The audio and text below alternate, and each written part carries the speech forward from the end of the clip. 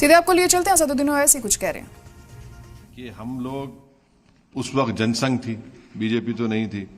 गोलवालकर ने अपनी स्पीच में कहा था कि हम इस तरह के ऑर्गेनाइजेशंस में अपने लोगों को भिजाते हैं और वहां पर उनसे काम करवाते हैं। दूसरी बात जो उन्होंने कही कि हर फैमिली मेंबर 3 बच्चे को पैदा करे। अब 3 बच्चे को पैदा करने की बात आप देख लीजिए कि हमारा जो TFR रेट है वो गिर रहा है।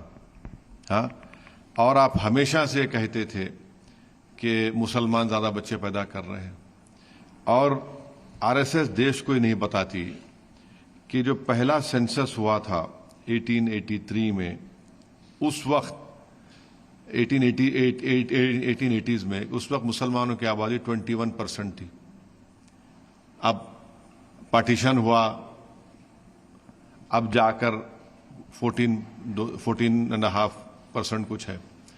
तो ये आप हमेशा गाली देते रहे कि मुसलमान आबादी बढ़ा रहा है, ओवरटेक कर रहा है, इनके हर स्टेटमेंट में RSS के। अब कह रहे हैं कि 3 बच्चे पैदा करो आप। फिर ये लोग बोलते थे कि पॉपुलेशन कानून बनाया जाए कि जिसके 2 बच्चे ज्यादा होंगे उनको गवर्नमेंट जॉब ना मिले। इनके बीच RSS के एक मेंबर ने राज्यसभा में प्राइवेट बिल भी पेश किया था। तो अब RSS ये कह रही है कि 3 बच्चे आप पैदा करिए। तो हम ये जानना चाह रहे हैं कि अचानक तब्दीली कैसे आ गई, ये तब्दीली कैसे आ गई।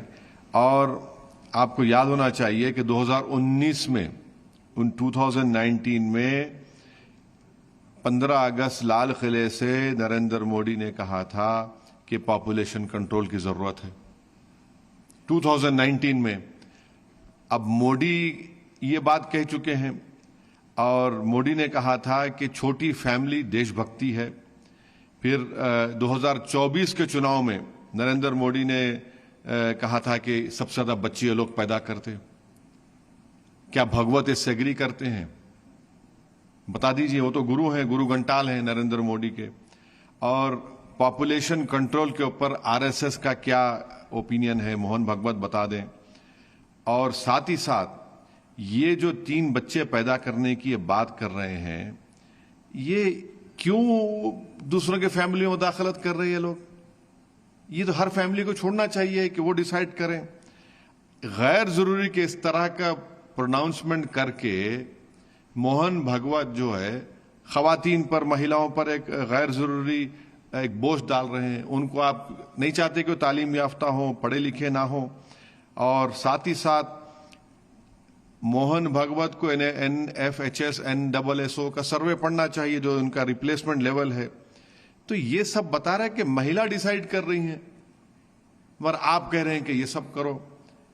तो ये बातें हैं। और दूसरी बात जो मोहन भागवत और RSS नहीं बोलती है कि 60+ पॉपुलेशन हमारा भारत में सबसे ज्यादा होने वाला है।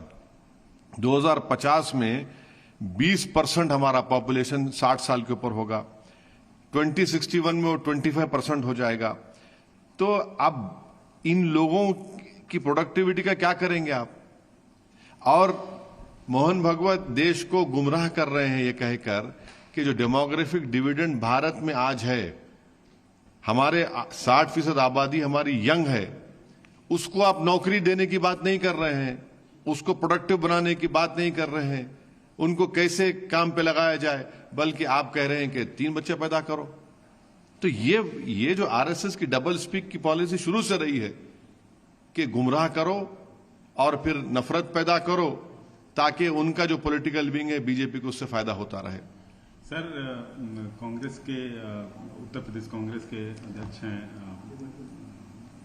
उन्होंने एक बयान दिया है, अजय राय ने, RSS को लेकर कि ये रंडों की फौज है। इस पर आपकी क्या प्रतिक्रिया?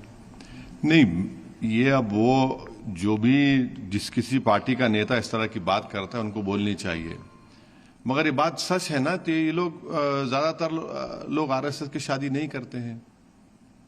अब उनका पर्सनल डिसीजन है, वो उनको जाने, मगर ज्यादातर ये लोग नहीं करते हैं शादी, सिंगल रहते हैं, बैचलर रहते हैं।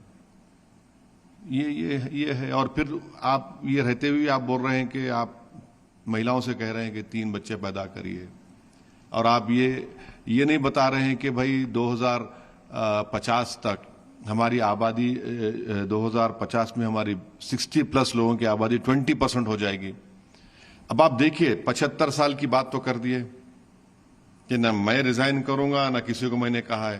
भाई आप जब 75 साल के आप पहुंच चुके हैं, 2050 में 20% आबादी हमारी 60 साल के ऊपर की होगी, 25% आबादी 60 साल के ऊपर 2031 में होगी। अरे आप इस पर तो बोल दीजिए कुछ कि इतना बड़ा जब देश पर बोझ होगा, इतने लोग जब बुजुर्ग हो जाएंगे, उनका कैसे चलेगा, उनका क्या करने वाले हैं आप उनके लिए? ये अजर है जो बयान दिया। नहीं, आप वो उनको बताओ, वो बोल सकें, हम क्यों बोलेंगे? हम ये राजनीति में इस तरह के बयान देना, अब भाई उनसे पूछ लीजिए ना, असदुद्दीन ओवैसी से क्यों पूछ रहे हैं? मगर आरएसएस के बहुत से लोग, वो लोग तो मेरे ख्याल से बैचलर रहना बहुत पसंद करते हैं। सर महुआ मोइत्रा हैं, उन्होंने एक बयान दिया है गृह मंत्री के बारे में कि उनका सर काट के टेबल पे रख देना चाहिए। किस पस मंजर में दिया उन्होंने कि उसका वो उसमें क्या था, उसको क्यों बोलना पड़ा उनको इस तरह की बात? मेरा मानना यह है कि इस तरह का वो देश के गृह मंत्री हैं, हम सख्त उनके मुखालिफ हैं आइडियोलॉजिकली, और जब तक हम जिंदा रहेंगे उस आइडियोलॉजी के खिलाफ हम लड़ते आए, लड़ते रहेंगे। मगर इस तरह का उन्होंने बयान दिया है तो महुआ मोइत्रा को बताना चाहिए कि वो क्यों इतना गंभीर बयान उन्होंने दिया, इस तरह का बयान दिया। मुझे नहीं मालूम कि इस तरह की बात उनको उन्होंने किस वजह से की, वो बताएंगे खुद। सर एक घटना बिहार में घटी है कि राहुल गांधी के मंच का प्रयोग किया गया है प्रधानमंत्री को अपशब्द और गालियां देने का, इस घटना को आप कैसे देखते? नहीं, अल्फाज का इस्तेमाल जो है अच्छा होना चाहिए। आप इख्तलाफ करिए, आप मुखालिफत करिए, आप जितना हो सके क्रिटिसाइज करिए, कंडेम करिए, मगर अगर आप उस अदब के दायरे से अगर आप निकल जाते हैं तो फिर वो गलत है, वो नहीं होना चाहिए, चाहे किसी की बात हो। आप प्रधानमंत्री को बहुत क्रिटिसाइज करिए, दबा कर क्रिटिसाइज करिए, और कभी कभी लाइटर वेन में कुछ बात कर भी दीजिए, मगर एक बात याद रखिए कि अगर आप उस चीज को, आप उस लाइन को क्रॉस कर रहे हैं तो वो ठीक नहीं है। फिर हम जो हमारी बहस का, गुफ्तगू का, या हमारा जो डिबेट होगा वो बहुत ही गलत और वल्गर किस्म का होगा। अगर कोई दूसरा कर भी रहा है तो ये जरूरी नहीं है कि हम उसका देखा देखी करें।